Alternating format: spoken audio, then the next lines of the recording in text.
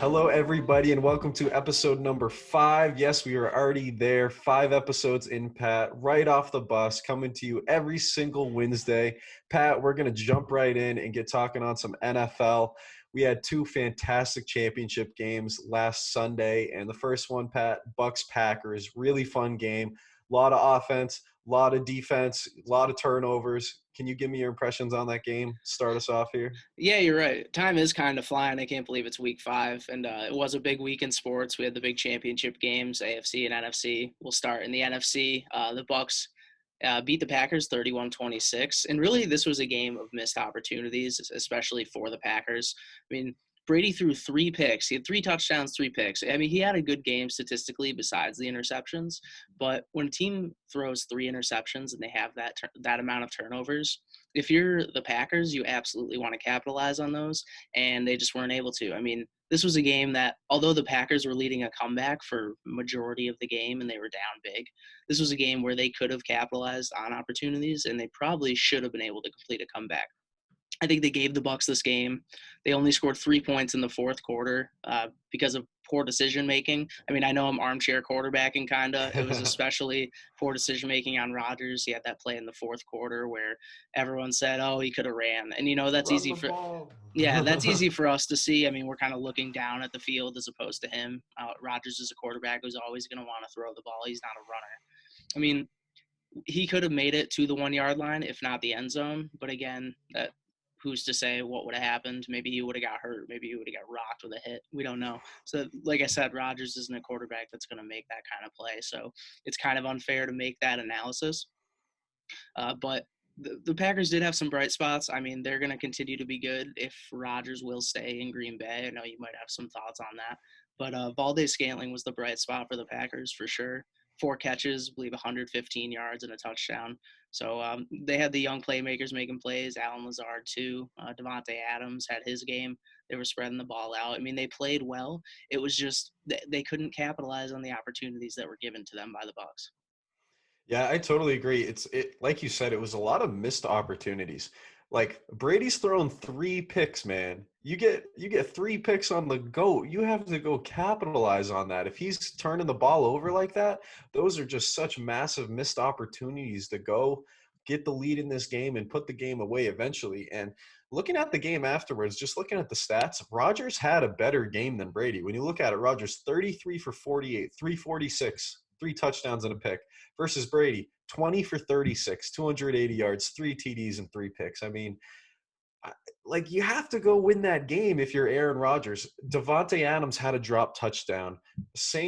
Forgetting the second part of his last name, but a receiver I've never heard of until this game dropped a 2-point conversion.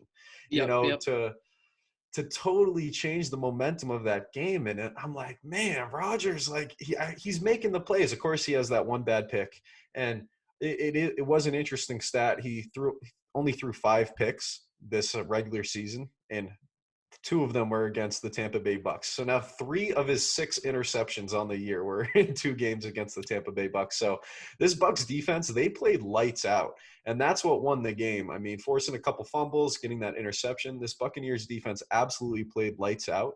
And at the end of the game, Matt LaFleur decides to go for that field goal instead of letting Rodgers go for it on 4th down, Pat. And I'll ask your thoughts in a second on that, but I'm watching that play and I'm thinking to myself, this is insulting to Aaron Rodgers. I understand you have 3 timeouts. I understand that the 2-minute warning is seconds away, but you are within the 10-yard line with Aaron Rodgers, who is the best player in the NFL this season. When they do the NFL Top 100, Aaron Rodgers is going to be number 1. He's the MVP. He's the greatest player in your organization's history.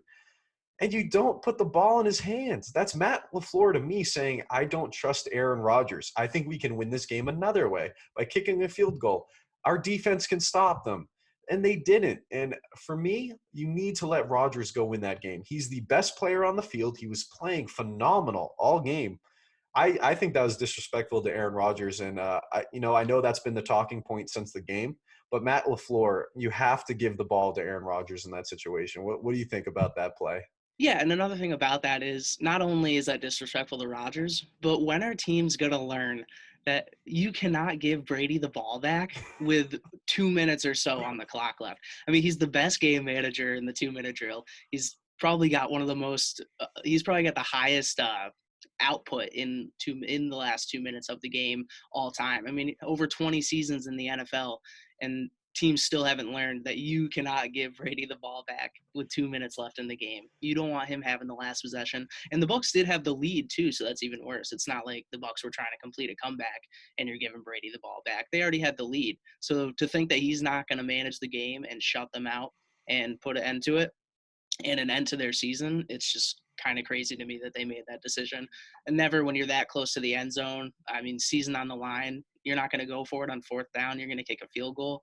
Yeah, it was disrespectful to Rodgers and kind of just a favor to Brady. I mean, it gave him the trip to the Super Bowl.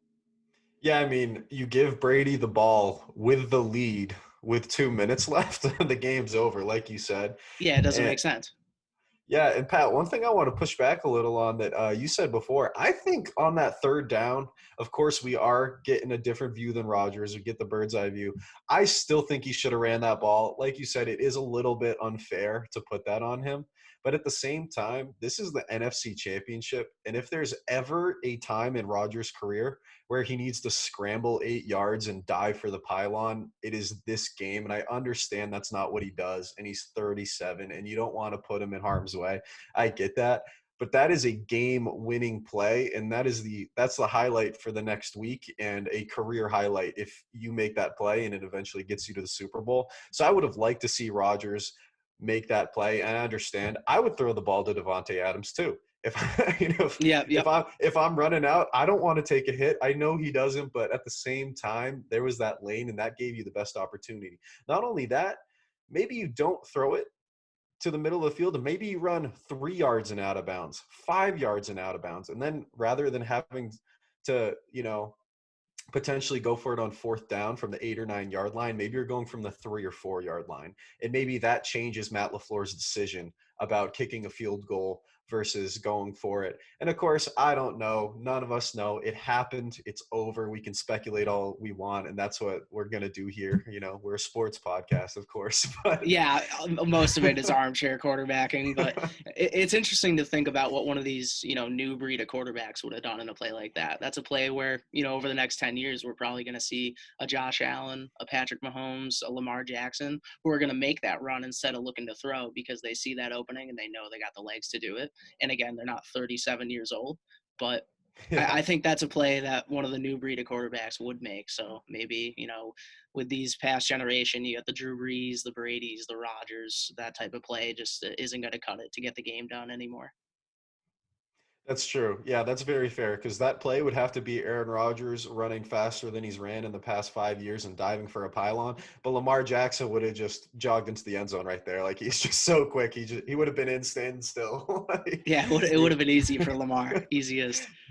He would have been totally fine. I mean, that was a fantastic game to watch. All credit to Brady going to his 10th Super Bowl. All credit to Arians, that Bucs defense.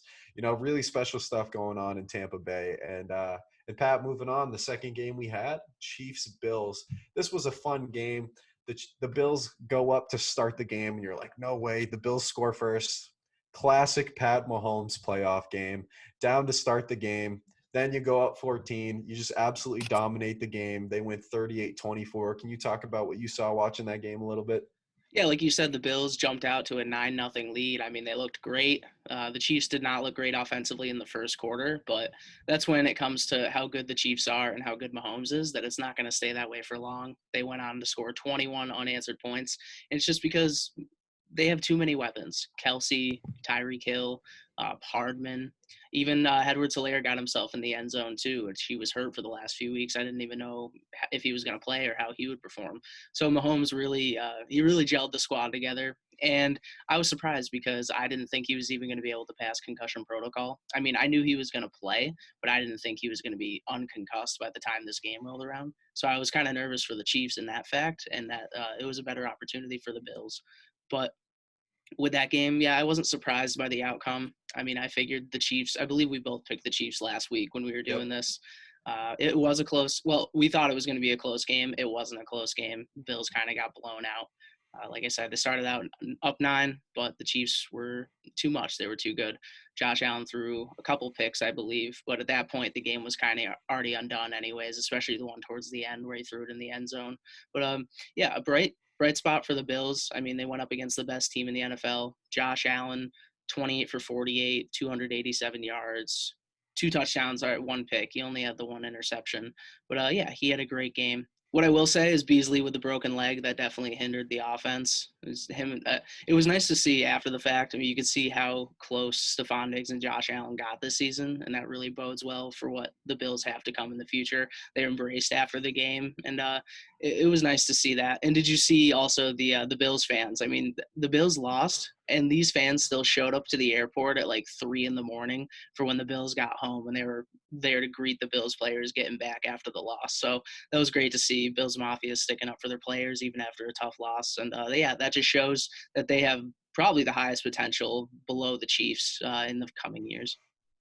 Yeah, I would definitely agree with you there. And it was really cool to see Bills Mafia show out. I saw the tweet from the Buffalo Bills and it said something like 3 a.m., 15 degrees.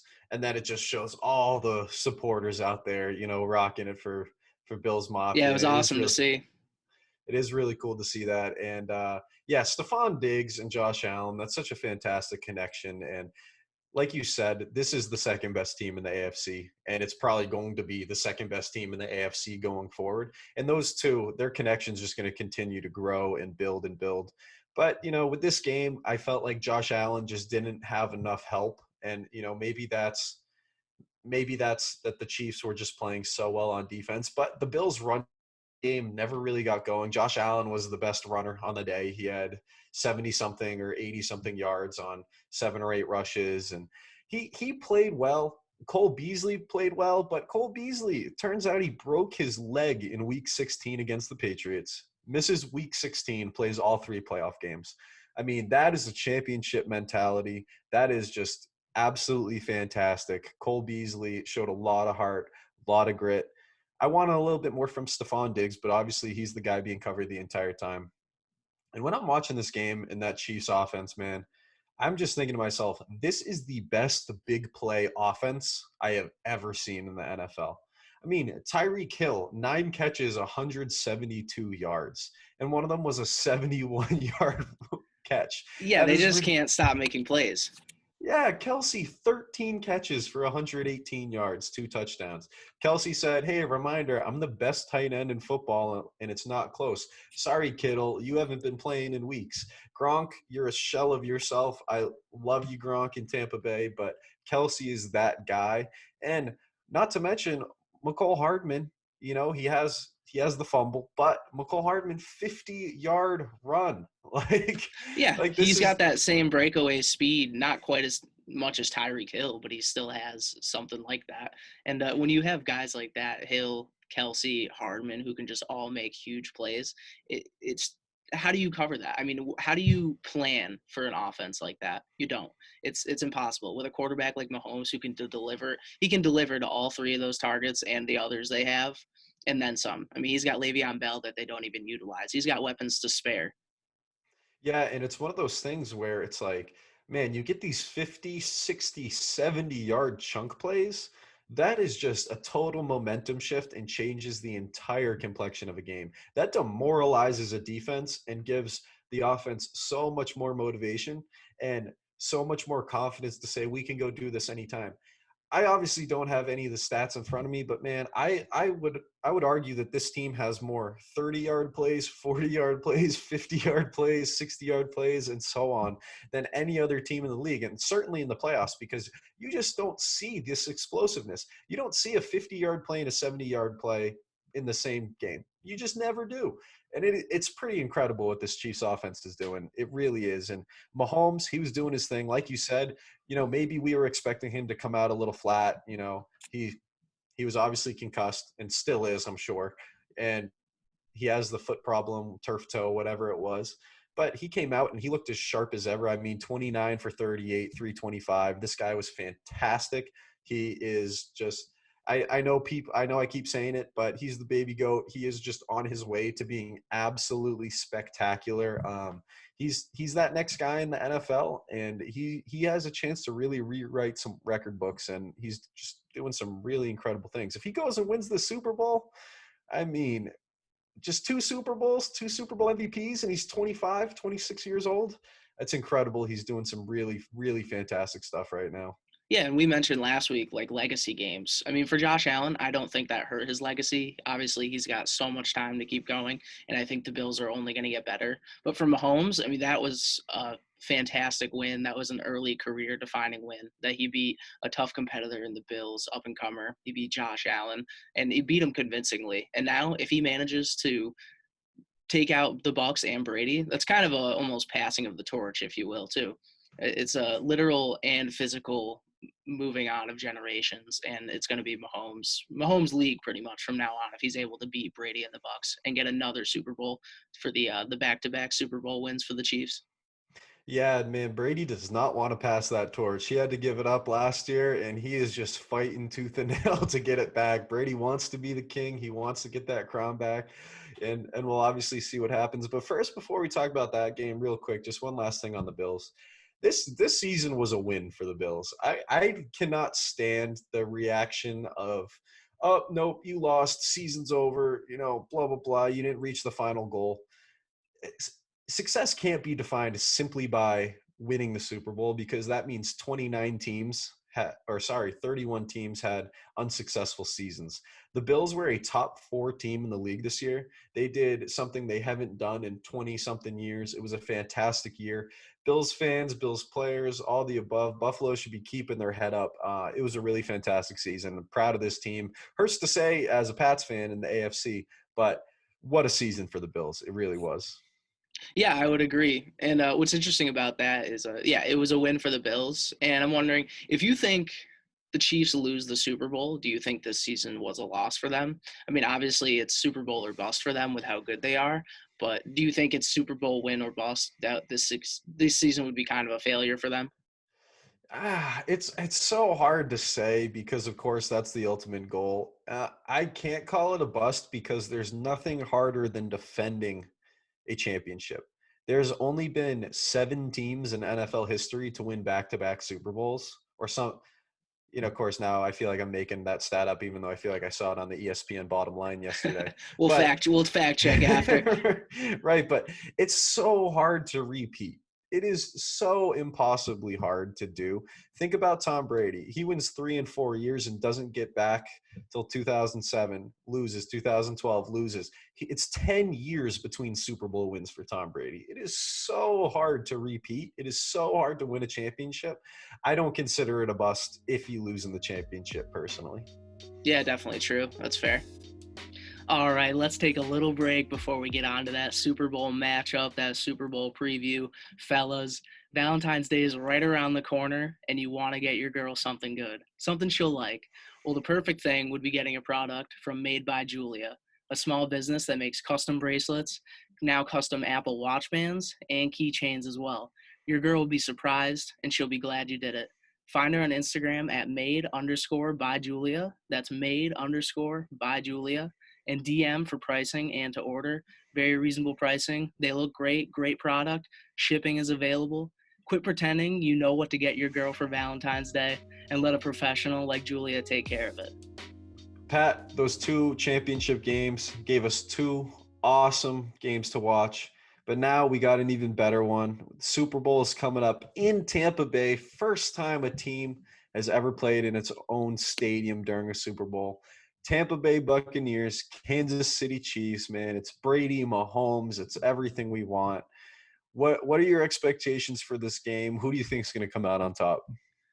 I'm thinking it's going to be the Chiefs that win. And I think just based off of what we saw against the Bills, I mean, the Bills had a good defense. And what's been kind of getting the Bucs by in this playoffs is their defense. Their defense has been great. I mean, don't get me wrong. Their offense has played solid too. They have their own set of weapons.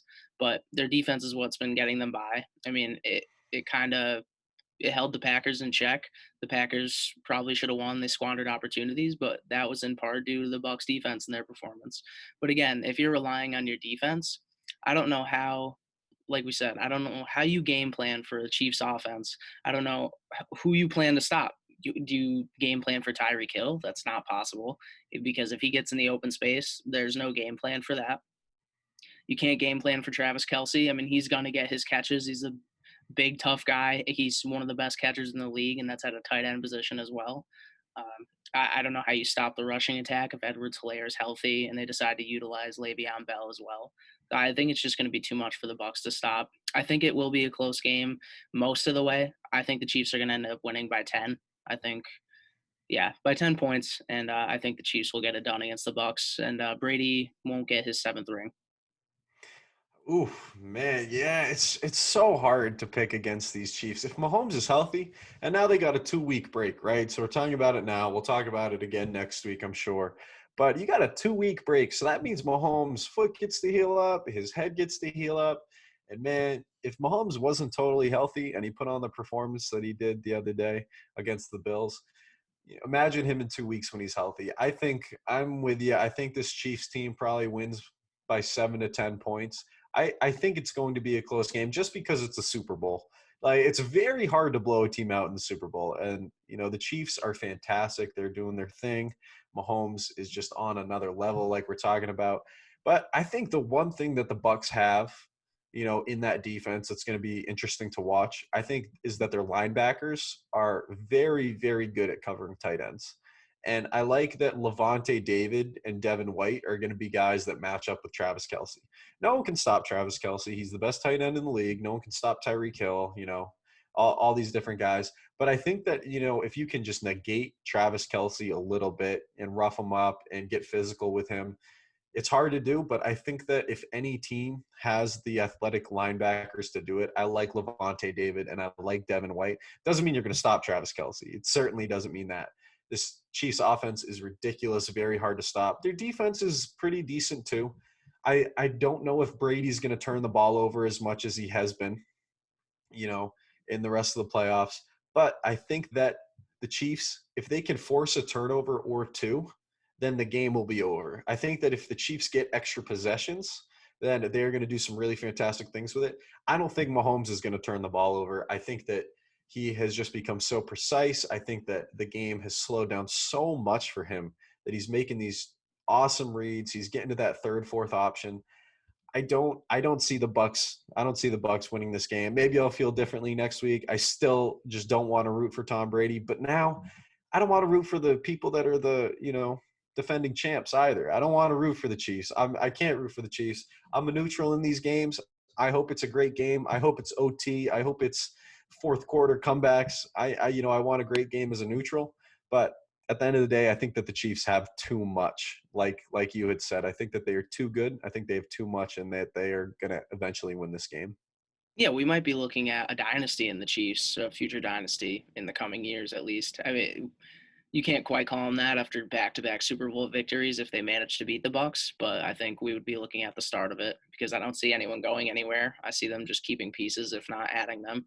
And yeah, for this game, if the Bucs do want to get it done, they're going to have to put up 30-plus points, I think, because I don't think the Chiefs' offense is going to lay back like that. I think the Chiefs are going to put up 30 points plus. So if the Bucs are going to want to get it done, if there is a man to do it, it's Brady. He tends to play his best football in big moments. He shines the brightest when it's crunch time. So I think if there's anyone that could get it done, it's Brady. But like you said, I think we're just rolling with the Chiefs on this one. Yeah, and we've talked about it before. Pat Mahomes, 9 career losses in his 3.5 seasons or whatever. And the opposing team in those games has scored 31.6 points per game. You have to score more than 31 points to beat Pat Mahomes. And I think that if the Bucs are going to do it, they have to score 35, 36, 37. You have to put up a lot of points to beat this Chiefs team. It's very, very hard to do. Very hard to do. Very difficult. So our next guest on Under the Radar, our third guest, CFL quarterback for the Calgary Stampeders, Marcus McMaryion, played football up at Oregon State before moving to Fresno State. Now he's playing in the CFL, his first season up there.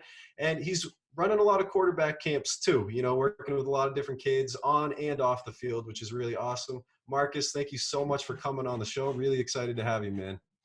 Yeah, man, I appreciate you guys having me on. I'm excited to see where this conversation will be fun. Yeah, well, starting out, Marcus, I mean, you were a standout in high school. You set all these records at your high school in Fresno, California. You won the Division III Valley Conference title as a senior, and you had your standout final 2 seasons. Can you talk to us about the recruiting process that you went through during your senior year? Yeah, man, dude. High school was the time of my life getting recruited. So nobody actually at my high school had gone Division I since 1970. It was a guy named Rob Adolph, and it was something kind of a big fish, small pond. No one was really used to someone getting recruited there, so kind of had a lot going on. But I mean, I absolutely fell in love with it. Just kind of the process of it, and didn't like getting recruited in high school. I mean, especially at a small school. I mean, you're just like sitting in class and like you just wave at the teacher like, hey, like Arizona's calling me, like, can I go outside, like kind of waving at them. They're like, yeah, go ahead. So I enjoyed it, man. I mean, just being from a small town, Danugo, I mean, I think there's like 25,000 people who live there. I mean, everyone knows everyone. They kind of shut the town down on Friday nights. And I think we only lost maybe like games in the 2 years we're on varsity, and kind of teachers knew like, hey, it's kind of a touchy week the next week if we lost a game. So it's kind of just give you the kind of feel for the town. So, I mean, it was awesome, bro. Small town vibes. They just love their football and their sports out there. That's awesome. Could you talk about like some of your visits and, visiting Oregon State and ultimately choosing there before, heading back home to Fresno? Yeah, dude. Oregon State, I mean, absolutely fell in love with the kids. I mean, the coaching staff. I mean, really for me, it was kind of the small town vibe. I mean, Corvallis, I want to say it's around 45,000 people, but like 37 of it's college students. So like super like college town, like awesome feel. Like same thing. I mean, when the game's on, there's no professional teams in Oregon or football team in Oregon. So Oregon Ducks, obviously, and then Oregon State. I mean, it's families divided up. It's like either you're one or the other. There's no in between. So I just fell in love with kind of the culture and the attitude of everything out there. Just kind of really blue collar kind of town and just football team out there. That's awesome. And can you touch on some of the reasons why you decided to leave Oregon and ultimately go home? Obviously, going home's a big part of it, but you decided to head back to Fresno State for your final 2 seasons and play out your college career there. Yeah, I mean, it was kind of a culmination of a lot of different things, but kind of first and foremost, the original staff that had recruited me my freshman year actually ended up leaving right after my redshirt year. So I redshirted. That staff was like, all right. So kind of making a decision whether I want to stay after that, and I ended up staying. I just felt like I'd really been called there for a reason. I wanted to kind of perform and do well at Oregon State. I mean, I felt like I made a commitment to this, not only the staff, but the town, the state, and just everything in its entirety. So I wanted to stay there and make sure to do everything I can. And just one thing led to another. And obviously it turned out well going back to Fresno State. And the awesome thing about it, I mean, just Oregon State, I mean, their fan base, I mean, till this day, I mean, they still support me. When I was at Fresno State, they'd be tweeting at me and like showing me love and support. So Awesome. I have absolutely nothing but respect for all of Oregon State and Beaver Nation out there. I mean, obviously I wish it would have turned out a little bit different, but it's all love at the end of the day. And then after Fresno State, you attended rookie mini camps with the NFL's Oakland Raiders, the Saints in 2019. Can you talk about those experiences a bit and being in a pro NFL locker room where everyone's fighting for a spot and what that experience was like? Rookie Yeah, camps. cool. But yeah, I mean, as far as the Saints dude and kind of getting to experience that, it's kind of hard to put words on it, honestly, just because, I mean, playing at that level, you kind of dream about it as a kid growing up, and then you're in the locker room, and then especially – so I have a really good relationship with Derek. So Derek Carr. So I actually got to go to Oakland a couple of days early and kind of had an unfair advantage, so to speak, with the playbook and stuff like that. So that was a good time because I was actually in the quarterback room in Oakland. They'd ask the quarterbacks a question and be like, everyone could answer except for Marcus. I'm like, dude, what? Like, that's not fair. Like, because I knew like checks I wasn't supposed to know. Like I knew tons of stuff. Like, I would answer, and he's like, how do you know that? Like, that wasn't in the rookie playbook that we gave you. And I was like, oh, sorry, never mind. Like, forget it, I didn't say that. So that was a good experience, man. And then obviously being in New Orleans, I mean, Drew Brees being one of the probably greatest quarterbacks to ever play the game, all that kind of stuff that he's done in his career, and just kind of really be able to pick his brain. And like my locker for the week that I was there, I mean, it was right next.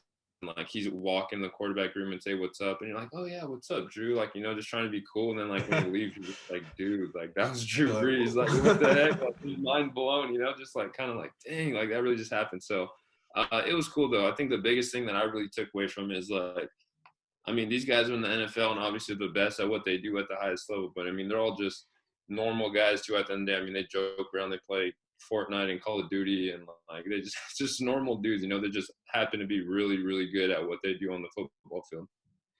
Yeah, absolutely. And I mean, you mentioned Derek Carr, and that was something I was going to ask you. Obviously, Marcus, I started following you because of your relationship with my brother, and his page and everything. But he told me about your relationship with Derek a little bit. So I was going to ask you, he's obviously a phenomenal person, most generous guy out there, wears his faith on his sleeve. Did your connection start with him through Fresno State? Did it, start? I understand that you're pretty religious as well. How'd that connection form and continue to grow? Because, you guys are pretty close as far as I understand, Yeah. of course. Yeah, no, totally. And that's actually kind of a cool story in itself. So I'm kind of glad you brought that up. But kind of how it worked out, I want to say it was summertime year. Derek showed up to Fresno State. He was just in town to do some, like, I don't know, sponsorship stuff or shoot. I don't know what he was doing. But he happened to be in the weight room just working out, training. He, like, broke down and stuff. Like, hey, Derek, come break us down, stuff like that. And I had caught him when I was walking out. We were just kind of talking, going back and forth. And he goes, hey, get my number from Harp, which is one of our graduate assistant receiver with Derek.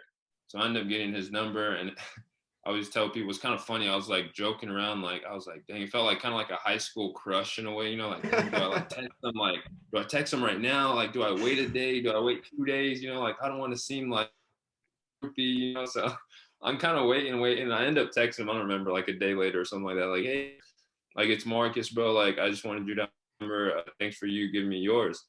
And then he's back and he's like, I'm surprised you text me. And I'm thinking, like, what? Like, you're Derek Carr, bro. Like, you've been to the Pro Bowl. Like, you're one of the best quarterbacks in Fresno State history. Like, I'm thinking, like, that's a dumb question, Derek. Like, what are you talking about? And then he's like, he tells me he's given his number to every quarterback at Fresno State since he left. And I was the first one to text him. And I was like, what the heck? Like, I was just mind blown, dude. And he literally, like, extended a hand and was like, dude, anything, like, with football, with your faith, I mean, with your relationships, like anything, like, bro, reach out. And I mean, I clearly kind of jumped on it when he told me that, and kind of with certain boundaries, of course. But I mean, it kind of grew into our relationship to where now I was training for pro day at Carly at his gym, doing all the same workouts he does, and kind of led into some quarterback training that I'm doing now as far as through Carly and now in Bakersfield, and got established a relationship with his brother David. So it's grown. The Carr family is definitely a big part of my life now. That's awesome. And Marcus, leading into that, kind of, what were some of the reasons that led you to where you are now with the CFL and Calgary, especially, and your experience with the CFL first season being canceled? Yeah, it was tough, man, because especially this past year was supposed to be my first year out there going to Calgary, and we kind of were doing Zoom kind of installments every week, kind of putting the offense in. Like, okay, like I think the toughest part was they weren't really sure what was going on exactly. So it was like, hey, you might be on a flight next week to Canada. So it's like you're kind of on edge, like every week, like, dude, I might leave like next week, or I might get a text like, hey, your flight leaves on Friday, like be ready.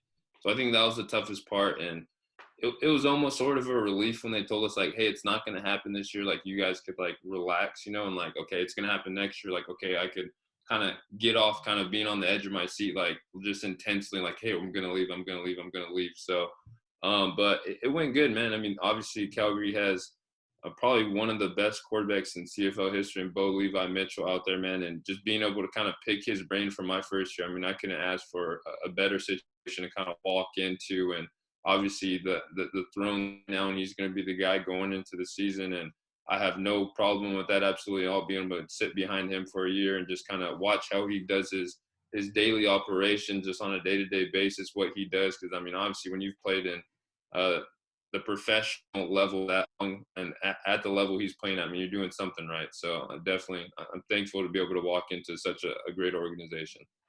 And are those kind of your expectations going into your first season in the CFL, to learn and experience growth? And is it a strange feeling going into it after a long layoff and a canceled season?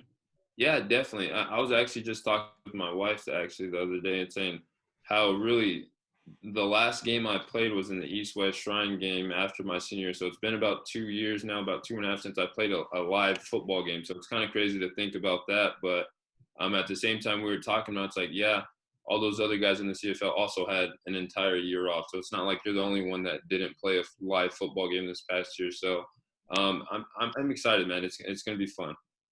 And have you had to meet up with teammates and coaches over Zoom leading up to it? Has that been a weird experience? If so?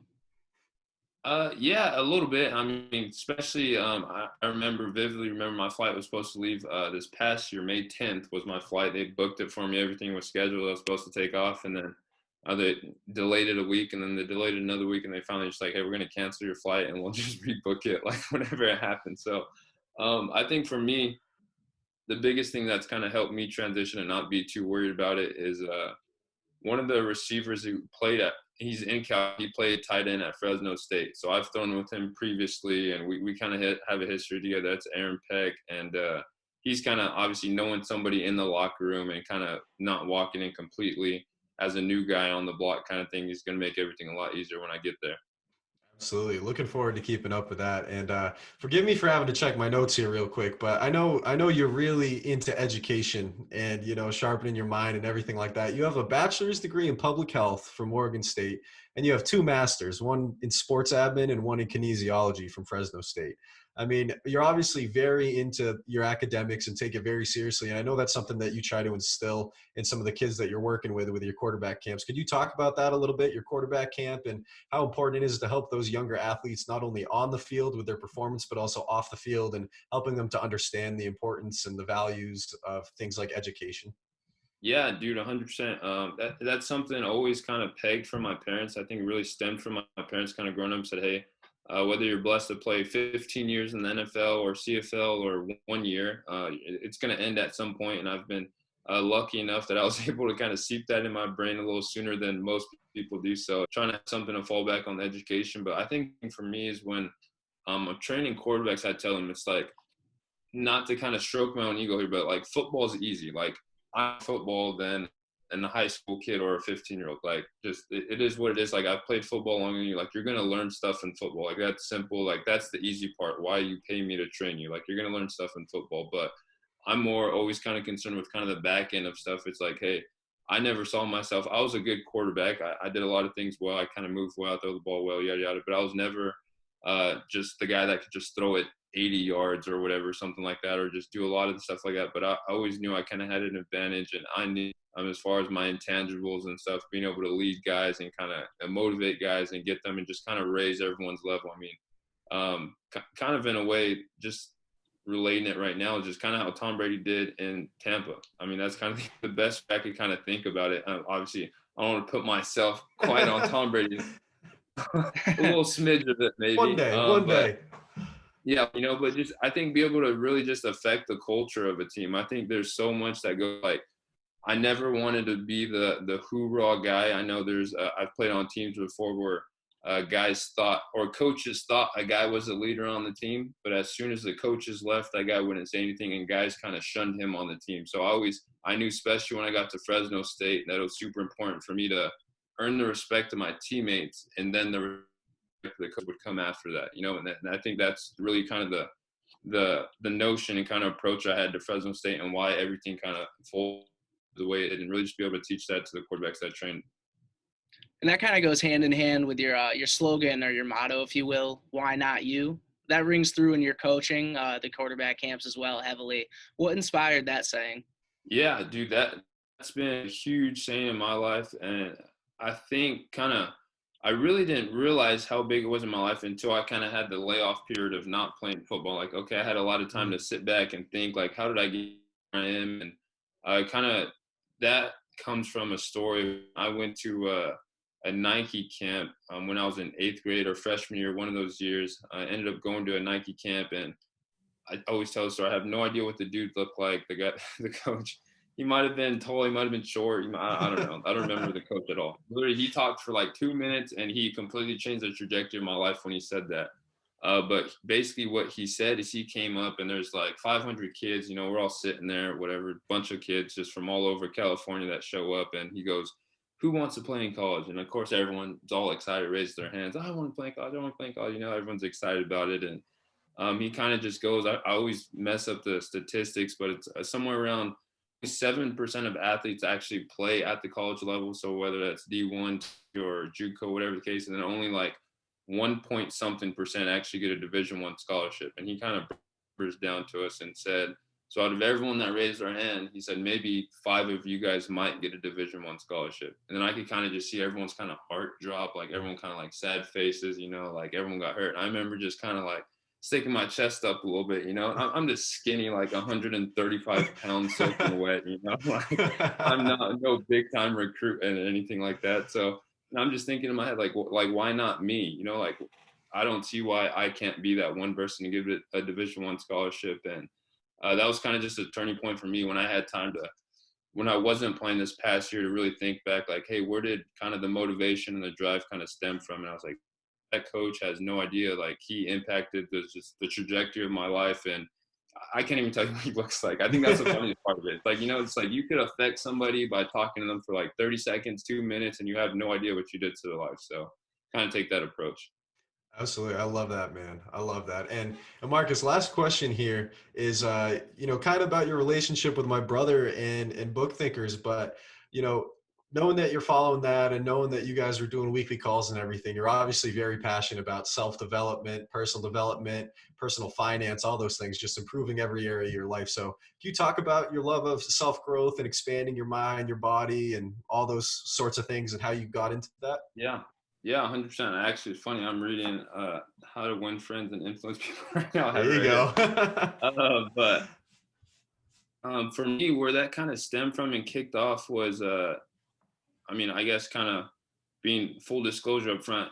Before I started my master's program at Fresno State, you couldn't pay me to read a book, dude. I don't Yep. like, you couldn't pay me to read a book. I'm like, no thanks, dude. Like a book, like, no, I'm okay.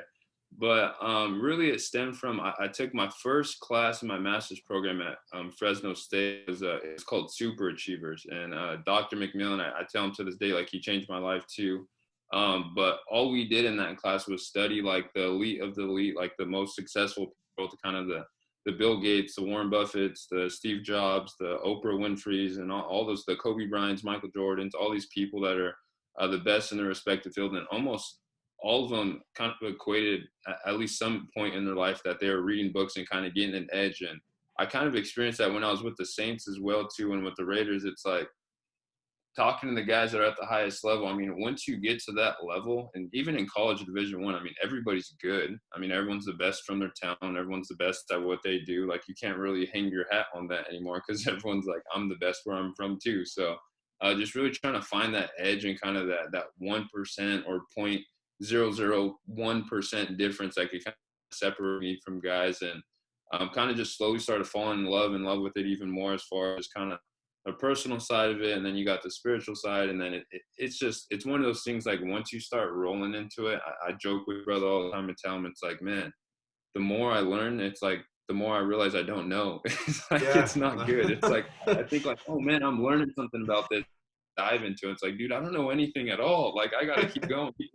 So, yeah, just kind of falling in love with kind of just always being curious and always learning more. I think that's something that got me to where I'm being too prideful to ask for help. And I've always been so quick to jump on that. It's like, man, if someone knows the answer to it, like, I'm going to go to that person and get the answer versus zigzagging my way to try to get there. Might as well just skip all those steps and ask for advice and help. That's awesome, man. That's awesome. You know, obviously you're growing a lot, and that's not stopping anytime soon. I mean, you're only 24, right?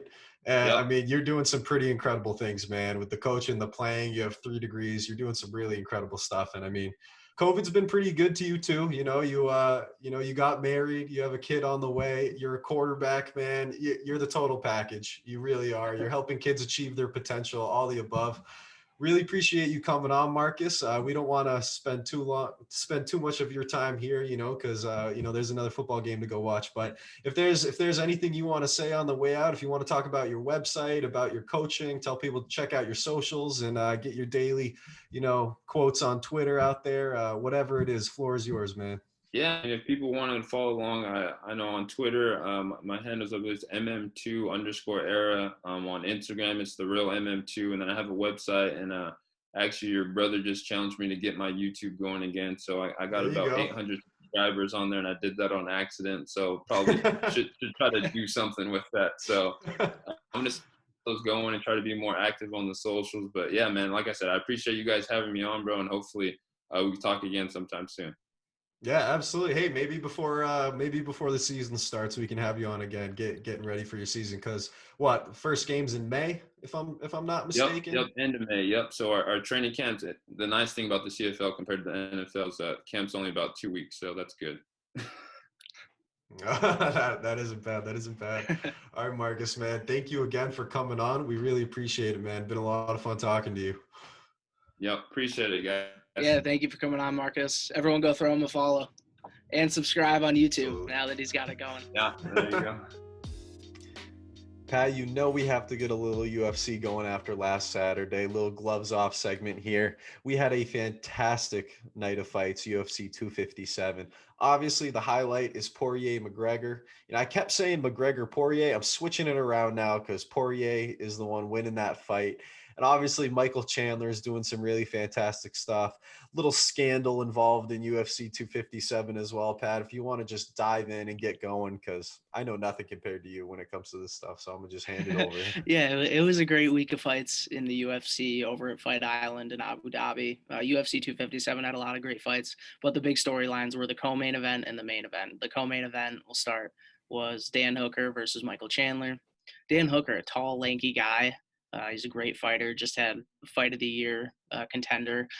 It might have actually won fight of the year versus Dustin Poirier, who we also saw in the main event versus McGregor. But then you had on the other side, Michael Chandler making his UFC debut. And a lot of times, the UFC debut, there's a lot of nerves involved. But typically, we're talking about a guy who's up and coming. We're talking about a guy who's brand new to the scene. This time we were talking about a former Bellator world champion, which is arguably probably the second best league for MMA. It's the league right below the UFC in terms of talent. They've been on the rise for a few years now. They're getting a lot better, but still nowhere close to the UFC. So it was kind of a proving ground day for Michael Chandler, and that was the big thing everyone wanted to see. Can the Bellator fighters succeed in the UFC? And if there was a guy to do it, clearly it was Michael Chandler. And I didn't expect him to win in the fashion he did. I thought it was going to be a grueling wrestling, grappling kind of fight if Michael Chandler was going to get the win. I thought he would go to decision by using his wrestling, but instead he got a knockout in the first round, which was unbelievable. It was a beautiful right body shot, a little straight to the body of Dan Hooker, and then he came across the top of the left hook across the chin. He dropped Dan Hooker. Hooker went down. Chandler got the space on the ground to just unload on him too with a bunch of right hands, and the ref had no choice to stop it. And then he did an insane backflip off the top of the octagon too, which looked like he was gonna blow both his knees out. If you look at the freeze frame of him when he's midair, it looked like he was swan diving off a high dive. It looked like he was like 20 feet in the air. But yeah, that was pretty impressive. But I thought he was gonna injure himself. Dana White even said he hates those because he's just worried people are gonna like die when they do it. Yeah, you see him come down, and you're just thinking his knees are going. Yeah, you've seen plenty of guys do that and videos on social media and everything like that. I'm surprised his didn't, but I guess that's why they're freak athletes, especially Mike Chandler. I mean, that dude is ripped. But with the main event anyways, yeah, well, so Michael Chandler got a great win. We'll see what happens next for him. He keeps calling out Khabib, but I don't think Khabib's going to be coming back. He could fight Poirier for the championship, for the belt, the vacant belt that I'm assuming will be vacant if Khabib does retire, like I think he will. So that's a fight that could happen. Poirier says he doesn't want it. They might do the Poirier McGregor trilogy. We'll see. But yeah, that leads us into the main event where we had McGregor versus Poirier. Everyone thought McGregor was gonna win. He was the heavy betting favorite. Yeah, McGregor does what he does. I mean, it's hard to root against him. It's hard to bet against him, even though he hasn't fought in so long. But that's the big thing with this sport. He even said it, is you can't get away with inactivity. Last time he was inactive for a long time, he came back and he fought Donald Cerrone, who admittedly did not show up for the night of the fights. He is admitted to being pretty much scared before going to a lot of fights. And I think the bright lights and the magnitude of that event got him more scared than ever. So McGregor got an easy win in 40 seconds against Cerrone last January. So that's not to knock McGregor, but we didn't learn as much from that as we did from this one. Dustin Poirier is a monster. Dustin Poirier game planned this fight perfectly. He is one of the best coaches in the game, Mike Brown. They trained out of the American Top team down in Florida. And their biggest game plan for this was leg kicks, and specifically the calf kicks. And southpaw versus southpaw, it's not something you normally train for, but with McGregor's wide stance, Poirier was able to utilize the leg kicks very well. He got McGregor hurt early. He made McGregor work in the first round. He got a takedown. He got some good leg kicks in, and by the second round, McGregor's legs were totally shot. And that was pretty much what won Poirier. It won Poirier the fight in the second round because McGregor couldn't be as active. He couldn't have the same stance. He couldn't move around as swiftly. He wasn't the same fighter as he usually is because once you take away the leg movement, that's a huge part of his game, especially kicks too. I mean, if you're going to straight box with Poirier, you better mix in kickboxing because Poirier is the best boxer in the UFC, I would argue, even though Max Holloway might beg to differ. Poirier also beat Max Holloway. So we'll see what happens in the future of the UFC. I mean, it was a great win for Poirier. I believe he is the uncrowned champ because Khabib's not coming back. This fight should have been for a title. I said it all along. McGregor and Poirier were the two best lightweights. Maybe not McGregor. He's just the biggest name. But either way, Poirier is the best lightweight in the world that's still active. Obviously, if Khabib was active, then I would say Khabib. But Poirier is the best lightweight in the world. He should have the title. He's the uncrowned champ, as he's been tweeting. I would agree with that. They might do the trilogy for the actual belt next time. We'll see what happens. But yeah, it was a great week of fights, and they capped it off with UFC 257. And then Chandler also mentioned, we had the controversy as well. So there was a lightweight prospect, which is 155 pounds, which is the most stacked division in the UFC. That's where Poirier, McGregor, Dan Hooker, Khabib, Michael Chandler all fight. There was a prospect, 13-0. His name was Otman Azaitar. So basically, you'd think 13-0, 10 knockouts on his record. This guy's someone the UFC wants to keep around. But I guess it just goes to show, Chandler, for their reputation with how well they've done with COVID. Everyone doubted them at first, but they've done so well keeping the COVID keeping the COVID positive results to a minimum. They've done so well with COVID testing and Fight Island. So they aren't screwing around with their testing and trying to have the sport go down because they took a lot of flack for getting started back up, and they're not about to, let that all come crumbling down because of one guy. So Azaitar, basically, so I'll start with at the W Hotel that everyone stays at there, you all get tested, you all quarantine, you all get wristbands that lets them know you're there and you're safe. These guys, Otman Azaitar and his team, cut off wristbands, and they gave a wristband to a guy who wasn't tested. He was a guy outside the hotel in the quarantine zone. They gave him one of their wristbands, and he snuck onto the UFC campus, into the hotel and dropped off a bag to Azaitar. So they find out, they see it plastered all over the camera footage, and because of that, they kick the guy out of the UFC. And maybe he'll end up at Bellator. That would be a great pickup for Bellator. But I guess it just goes to show he's not gonna take any of that. And the UFC is not kidding around when it comes to COVID testing. So it was good on them. I mean, it's sad to see a good prospect go like that, but it was good on them to do that and stick to their guns. And they let the world know, they're not gonna get away with that. And it's good because a COVID positive result means it's bad for the sport. It could shut down the sport if it happens enough. I mean, we're seeing that with the NBA now with all this postponing of games. We don't want to lose as many fights as we have in the past. We don't want things like that to happen. So it's just good for the sport that everyone follows the rules. And I mean, Abu Dhabi's been lucky enough for the sport where they can have return to somewhat normal. I mean, we had fans there. We had fans. We had press conferences. It kind of felt more like a normal pay-per-view card, like a normal weekend, a normal fight weekend. So hopefully UFC 257 is a sign of things to come, and hopefully everything will get back on track a little bit. We can start to have fans more. Hey man, Dana White was not messing around with COVID. He's not messing around with streams. He's taking all this very seriously. And I'll just say, watching McGregor go down, man, obviously his leg was shattered. You see him in crutches after the fight, limping around. He's got his leg elevated. Poirier destroyed his leg. And like you said, when you lose that balance, you have no chance. But I'll say too, man, McGregor, it felt like he didn't even get his hands up in the end of that second round. Obviously, he, it was a TKO. But I felt like I was watching Ronda Rousey in one of her comebacks. And I'm like, dude, just put your hands up. You're eating all these shots. And I felt like he couldn't even get him up. He was that beat down. He was that broken from the fight. And at that point, the fight's over. But when you're just absolutely absorbing shots from someone who, like you said, is maybe the best boxer in the UFC, in the most stacked division the UFC has ever had, it was tough to see. But I will say it was nice to see McGregor be, very humble. He showed a lot of humility after the fight. He said, yeah, Dustin kicked my ass. That's the way it was. He destroyed my leg. My leg was compromised. He kept saying, and he's like, hey, good on him. There's a trilogy in the making here.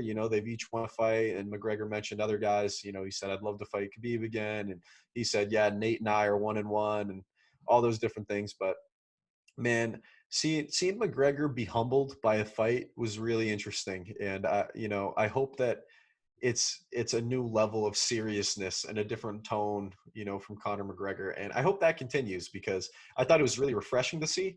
And, hey, maybe it's having a kid. Maybe it's just a whole new experience in his life. But it was nice to see Conor kind of have a change of pace. And hopefully, hey, first time he's ever been TKO'd, right? So it's a whole new experience for him. Maybe we're seeing a new Conor coming out. Yeah, it was weird to see, and it was good to see him lose with class, and I think he really has matured since the Khabib days. I mean, that was probably the climax of all the shit talking and everything like that. That was obviously his gimmick on the way up. I mean, that's what made him the biggest superstar in the world. But he's kind of, like you said, yeah, he's sort of at a crossroads. I think he's past that, and I don't think we'll see really a shit talking Conor anymore. I think he's going to be more respectful, especially with a guy like Poirier. I mean, he respects Poirier, and I think that's why we saw him lose with such class. I mean, you saw Poirier gave him a bottle of his hot sauce at the weigh-ins. Yeah. So it was good to see something like that. And yeah, we'll see what happens next for Conor. It could be the trilogy with Diaz, could be the trilogy with Poirier.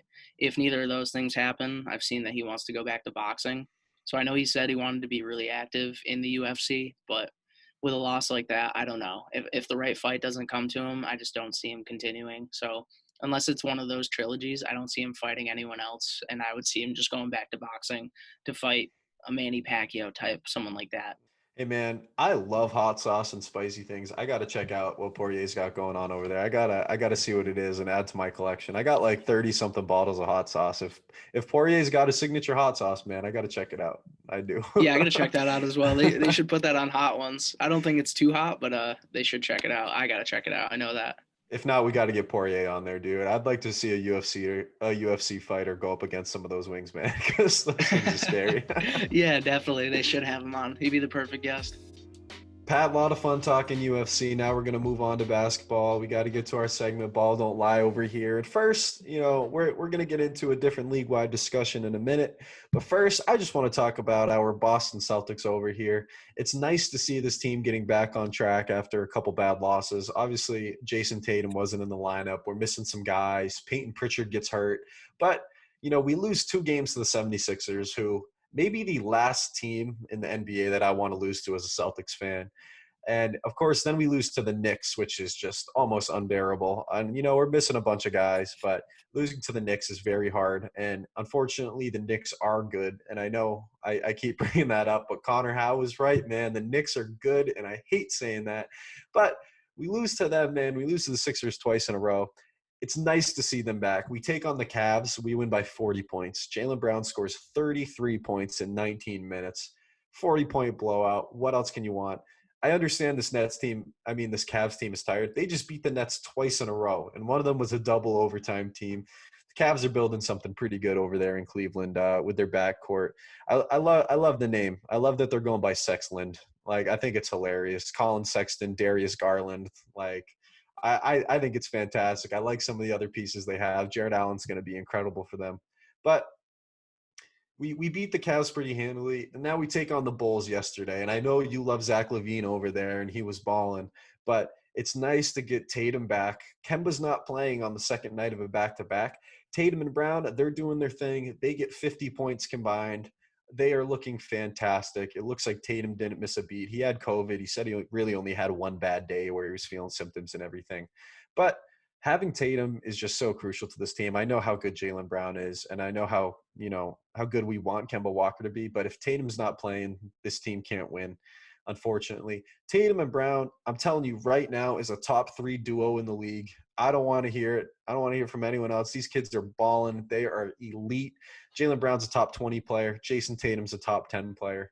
And if this team is playing well and firing, it's going to be hard to beat them. It's if we have everyone playing. That's what's the key. We need guys playing the role.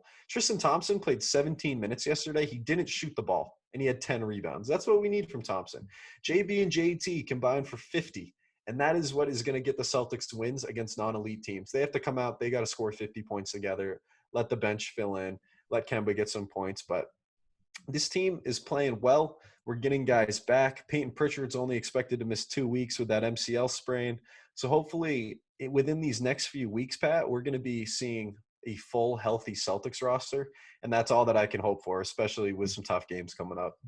Yeah, it's going to be a big couple weeks for the Celtics to get through. It's kind of a tough time for them to be healing up and have really a West Coast road trip against a very tough Western Conference. Our next 7 games are against the West Coast Conference, 6 of them away. That we go at the Spurs, luckily home against the Lakers. I'm curious to see how we'll do at home.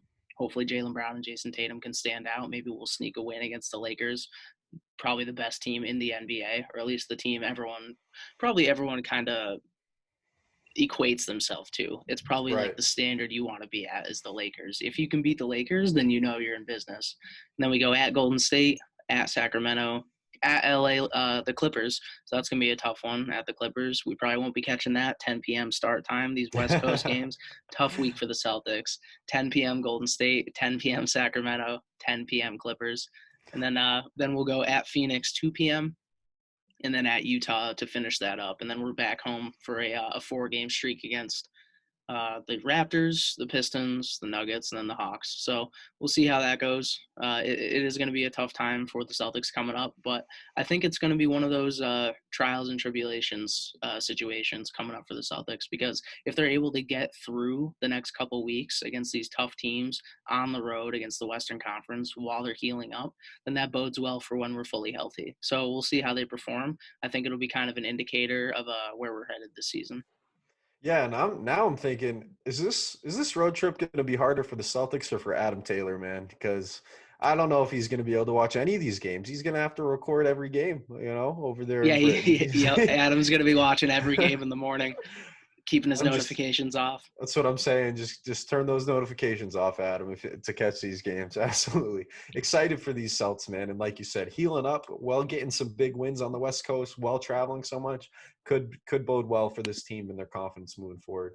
And Pat, a little more NBA. We're just going to talk some MVP favorites. It's always fun to get into lists. It's always fun to talk about who's doing what. But if the season ended today, there's some players that are playing better than everyone else. There's some teams that are winning. And I think that matters. I think that when you have an MVP discussion, you need to be winning games. I think you have to be at least the top 4 or 5 seed. I think you should host a playoff series. I think that, if you're going to get your team to that next level, you need to be winning games enough. It'd be at least 500, a lot of different things. But I will say, Pat, this is no particular order. There's some guys that I have in the MVP discussion right now that aren't always in it. But LeBron is obviously doing his thing. The Lakers are the best team in the West. They have the best record in the West. LeBron's averaging 25, 8, and 7.5. He's locked in on defense. This dude is shooting so well from 3, shooting 41%. Can you imagine that this guy is shooting this well in year 18? Now he is a deep 3 volume shooter with good percentages. It's ridiculous how good this guy is, how long he's been doing it. He is in my list, absolutely. I wanted to put KD in my list originally, Pat, but I can't put Kevin Durant because he has James Harden and Kyrie Irving on his team. I know they haven't all been playing together. I know Durant's, he's averaging 37.5 and 6. He's been phenomenal this season. But when you have James Harden and Kyrie on your team, you can't win an MVP. Unfortunately, that's simply how it works. And also, I'm just going to go by the arbitrary stat of if we ended the season today, the Nets would be the 5 seed. I can't give you the MVP if you're not a top 4 seed in your conference, personally. Now, I think that Giannis is still in the MVP conversation. People want to forget about Giannis because he doesn't show up in the playoffs. He can't shoot, all these things. Giannis is averaging 27, 10.5, and 5. He's balling out. He's doing his normal thing. He's not having to play crazy minutes, only 32 minutes a game. I think Giannis has to be on the list because the Bucs are winning. And I think when you're a top 3 seed, like the Bucs are, I think you got to be in it. Now, the best team in the East right now is the Philadelphia 76ers. They're 12-6, and that's why I got to put Joel Embiid on this list. I don't want to, man. I don't want to give any love and shine to someone from Philly as a Celtics fan, but Embiid's averaging 27.7, 11.5, almost 3 assists, block and a half, steal and a half. This guy is so elite on offense. I mean, look what he did to the Celtics in those 2 games that we lost. It was absolutely just horrendous. No one can guard this guy in the low block. And I think that Embiid, if this team keeps this record and they're a top 2 seed in the East, I think Embiid absolutely has to be up for MVP. And then I got 2 more guys, Pat. I got my boy Nikola Jokic, who I know is on both of our lists over here. 25, 12, and 9.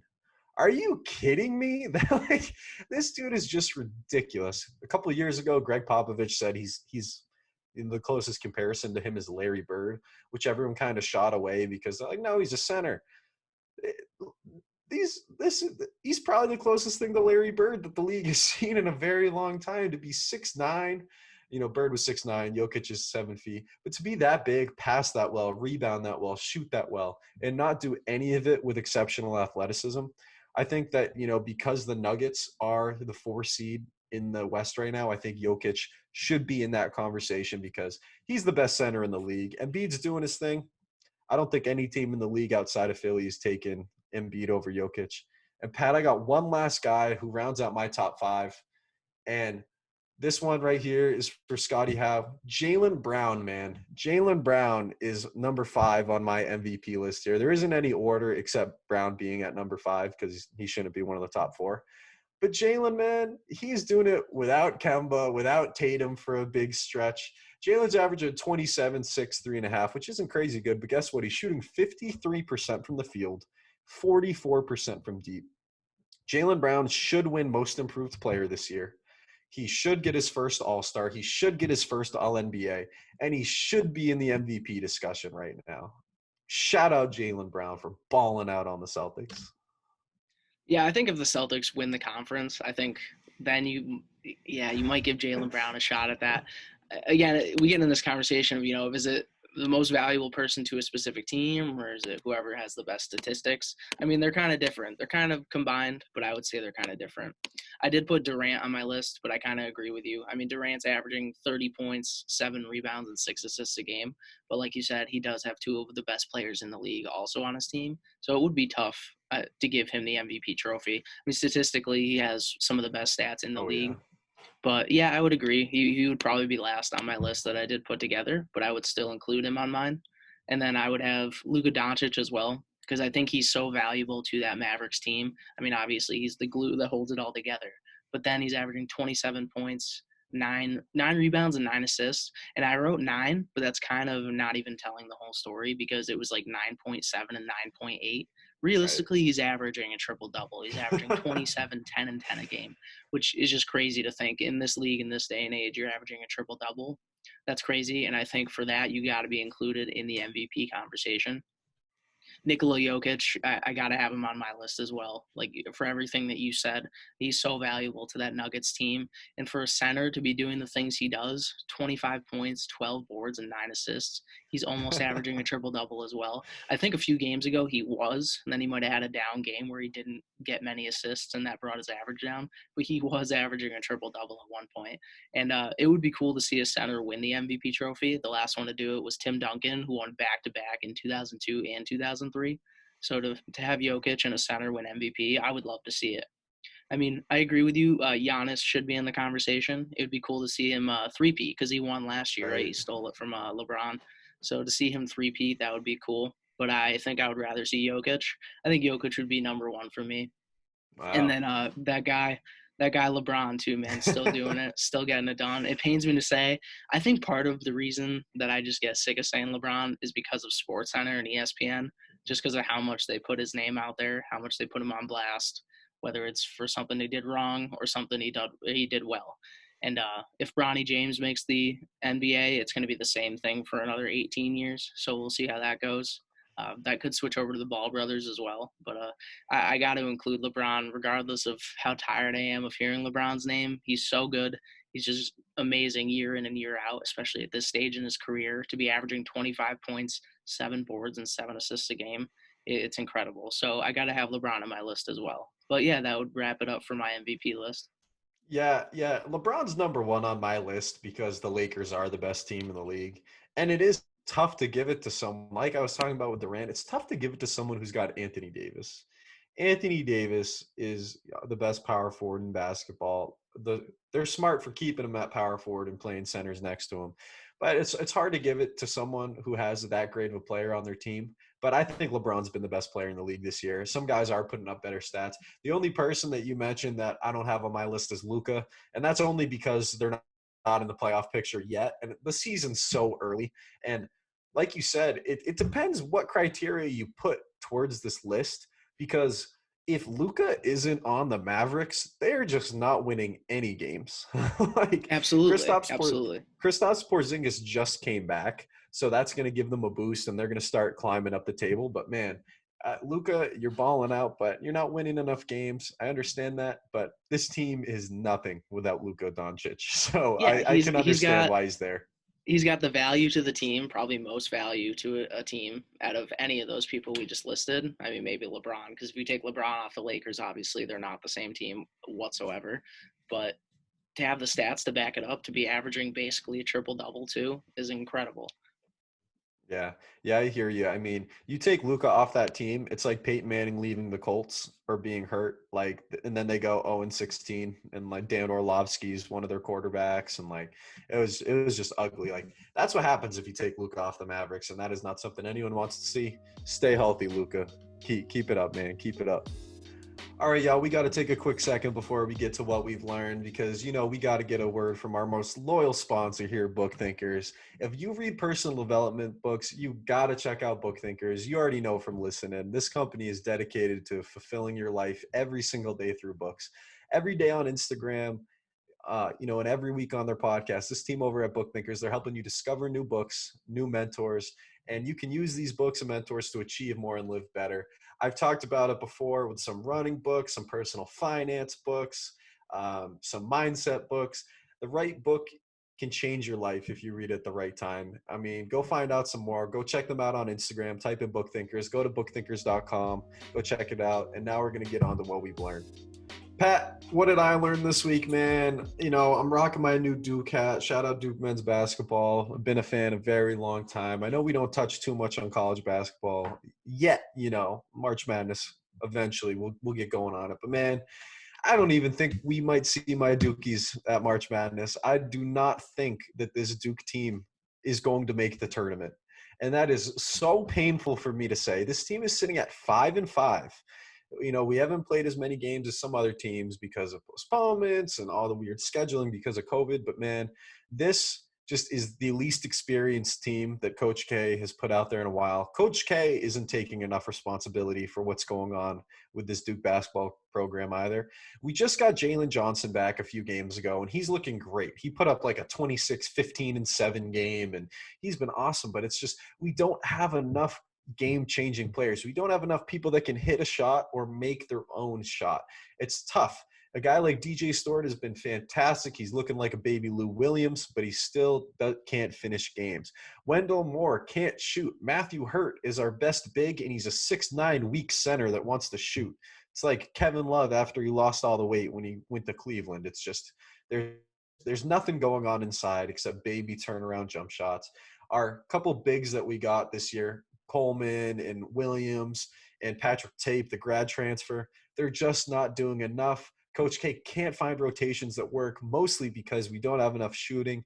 Pat, that's what I've learned this week, man, is just that Duke needs a drastic change in some sort of mentality, in a rotation shift, in a coaching style, because Coach K, you're not doing enough. Duke men's basketball, you are not doing enough. It is on the entire team. It is on the coaches. It is on Coach K, John Shire. I could go down the list. I am not happy with what's going on for Duke right now. And this may be our worst season of my entire life. I was born in 1998, Pat. This could potentially be the worst Duke season since 98. I don't know. I'm going to look that up. I will give you an update next episode if it is. But, man, I just need more from my Dukies, Pat. Take it away because now I'm getting sad. Yeah, I couldn't tell you the last time I remember Duke having a bad season, but it's not what I learned this week. But I've thought the same thing about UNC for 2 years now. I mean, we didn't make the tournament last year, and we're going to have to push to really make it this year too. But anyways, yeah, we'll touch on college basketball another week. But what I learned was that a lot of teams have big things to figure out in this offseason for the NFL, especially in terms of quarterback play. The Texans have a dire QB situation on their hands with Deshaun Watson. I don't know what they're going to do with him. They're going to have to try to find somewhere they can trade him and find someone who's going to give them enough that they can actually do it. Because I don't know how that situation is going to play out if he doesn't leave. I know he wants the Jets and the Jaguars as his top destinations, but it's interesting to me because the Jaguars are probably going to get Trevor Lawrence. I don't know what's going to happen with the Jets. Maybe Deshaun goes to the Jets. That would be a big play for the Jets because that might even be better than getting Trevor Lawrence. If they didn't have to give up too much, who knows what the Texans are going to want? They don't have Bill O'Brien anymore, giving up D-Hop for basically nothing. So Bag they of might chips actually and get David Johnson. yeah, they might actually get something out of it and a good trade value for Deshaun Watson rather than giving away DeAndre Hopkins for free. The Colts have a QB situation on their hands. I don't know what they're going to do with Phillip Rivers gone. They're going to have to figure out their direction because they had a great year, and they don't want to take a step back from that after they finally put all the pieces together. They didn't do anything in the playoffs, but that was because they played a tough Bills team. So we'll see what the Colts do. The Ravens are in the same situation, not necessarily because of the quarterback, but we do have to figure out the passing attack. We need, like I said last week, a big physical playmaking wide receiver. And John Harbaugh knows that as well. We need to go after someone that would help out Lamar a lot. Lamar's going to have to get sharper on his throws. He's going to have to get better at decision making. I think too much he tries to scramble because I know he can rely on the legs, but teams are figuring it out, and it's not going to work every week like we want it to. It's just not going to keep working, and he's going to have to end up making more passing decisions. He's going to have to start to become a Josh Allen type, where obviously he can run more than Josh Allen, but he's going to have to start throwing it like Josh Allen. He's going to have to put both together. So that's something the Ravens got to figure out as well. With Rodgers, we don't know if he's going to leave Green Bay. I know you had some thoughts on that. You might think that he should leave. We'll see what happens there. I don't know what the Packers would do instead, to be honest. I don't know who's going to replace Aaron Rodgers. Obviously, he just won MVP. So it's going to be tough to replace him. And then the same thing going back to the Jets. What do? Do they go after Deshaun Watson? I know Deshaun might want to go to the Jets. Do they keep Darnold? Do they look elsewhere? So really what I learned is that there's a whole lot of question marks around the offseason. This is going to be one of the biggest offseasons for quarterbacks in the NFL in recent history. So we'll see what happens from here. And I'm very curious to see what teams will look like next year. I'll just say quickly I know it's what you've learned, Pat, but quickly, I think Rodgers needs to leave Green Bay. I think Matt LaFleur slapped him in the face by not letting him go for it on that fourth down. And I think he should do exactly what Tom Brady did. Leave the cold, go to LA, play for the Rams. You're from California, work a Goff Rodgers trade somehow. And I guess Jordan Love's up there, Green Bay. They took him in the first round. But that defense, are you kidding me? That Rams roster with Aaron Rodgers? Are you serious? Oh, that would be scary, especially with that defense. And one more I'll toss in there, Matt Stafford. What's going to happen with Matt Stafford? Who knows? He says that, or the Lions said that they've mutually agreed to part ways. They're working on trade scenarios. Does he fill that need in Indianapolis? Does he fill that need in New York? Who knows? Patriots are watching him closely. Maybe the Patriots. He could go to New England. Man, it wouldn't be bad. It wouldn't be bad. And Stafford's tough, man. Stafford's tough. I'd rather go for a younger guy, and I understand it. But, yeah, a lot of moving parts. Really looking forward to all the QB movement this offseason. There's so many guys moving. Really what's important is where does Ryan Fitzpatrick go? That's what really matters. We love Fitz here on the show. Shout out Fitz. But, hey, Pat, this was a fantastic episode, man. We're wrapping up episode 5. Really appreciate everyone listening. Like I say every week, if you could go toss a like, a follow, a subscribe to any of our social channels, listen to this podcast on any of your favorite podcasting platforms. Really fun interview this week with Marcus McMaryion. I hope that you guys enjoy it. I hope we can get him back on. Go give Marcus a follow on YouTube, on Instagram, on Twitter. Find him. Fantastic guy, fantastic player. Thank you for listening to episode 5, guys. Yeah, 5 weeks has flown by, and it's been a great time. We look forward to bringing you guys more content. Keep listening along. Thank you for the support, and we'll hope to keep bringing you guys good episodes and good interviews along the way. Woo!